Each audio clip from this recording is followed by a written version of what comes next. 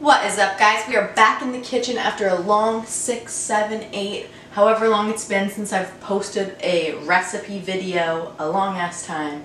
We are finally back, and I'm going to take you guys through a super quick, super easy, super simple, healthy snack for all my chip lovers out there. So today we're going to be making some kale chips. All you will need is some fresh kale, your choice of seasonings. We're just going to go super simple today, keep it easy. Salt, pepper, and some extra virgin olive oil. So, I hope you are ready to make some bomb-ass chips that are gluten-free, everything-free, vegan, blah blah blah blah blah blah blah. So, get your kale, get your extra virgin olive oil, get your salt and pepper, and let's get started. So first things first, we have our kale. We're going to rinse this quick because we don't want to eat bugs. Now that your kale is thoroughly washed, we are just going to pat it dry and dry it off. If you don't have a tea towel, you can use paper towel, but I mean, save the planet, you know. So now that our kale is nice and dry, we are just going to trim the leaves off, leaving this stalk to go. We do not want this gross, thick stalk in our chip. No thank you. So what you're gonna do is just trim along these lines, and you'll be left with the leafy goodness. Chop that sucker out. See ya! See ya, wouldn't want to be a stalk. So now that you got these nasty ass little stalks out of the way, we are ready to get chipping. Now you're left with this big, beautiful pile of delicious kale, and you're just gonna tear the pieces, or chop them, whatever you fancy, into bite-sized little pieces, however big you want your chips. You could literally roast them whole like this if you wanted, and throw them into a bowl. So now that you have your beautiful bowl of green, oh, losing some, we are just going to pour a friendly helping of extra virgin olive oil on there. I never measure because some days, depends on your needs, some days you want like a cup of oil, some days you want like maybe a tablespoon. Just do your thing, do whatever fits you, whatever makes you comfortable. Find what feels good. Next we are going to dumpage some seasoning in there. So I'm going to crack some pink Himalayan sea salt. If you have regular sea salt, you do your thing. I like them extra salty, so I'm just like dumping a bunch of salt in. A little bit of pepper. I also love lots of pepper. I'm just like a seasoning hoe, so whatever. Lots of pepper. And then I'm going to put a little bit of Flavor God honey barbecue seasoning on mine, just because I have it and I love it, as you can tell. I need to order some more.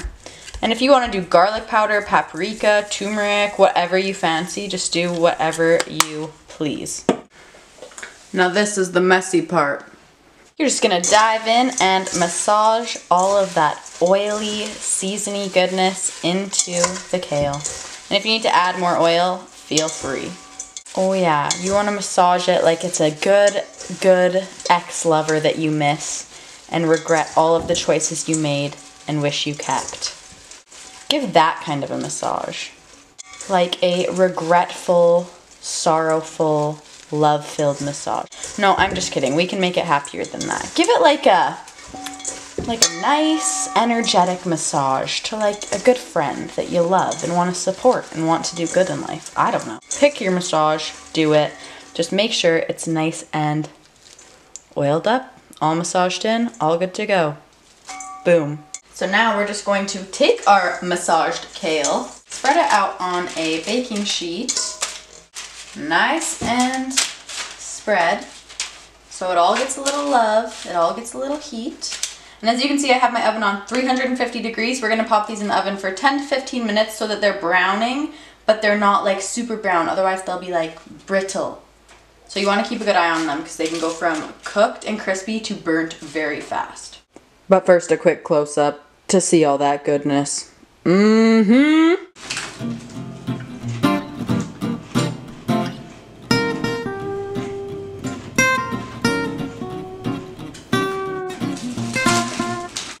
So the chips are all done. You can see a bit of it is browned, but what they are going to feel like is basically like very brittle paper. And if you squeeze them, they should be really crunchy. I just wrecked a whole chip to show you guys. So what we're gonna do is we're gonna leave them on the pan to cool for a bit, and then they are going to be all ready to eat.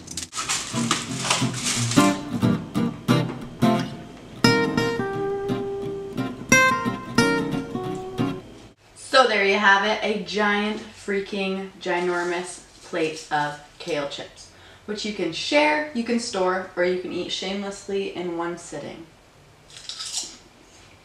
I hope you guys enjoyed this video. If you liked it, give it a like. Remember to comment, subscribe, and Ava will be here next week as she is every week, either on form patrol or cooking patrol. And thank you so much for watching. I hope you enjoy the kale chips and have a nice night.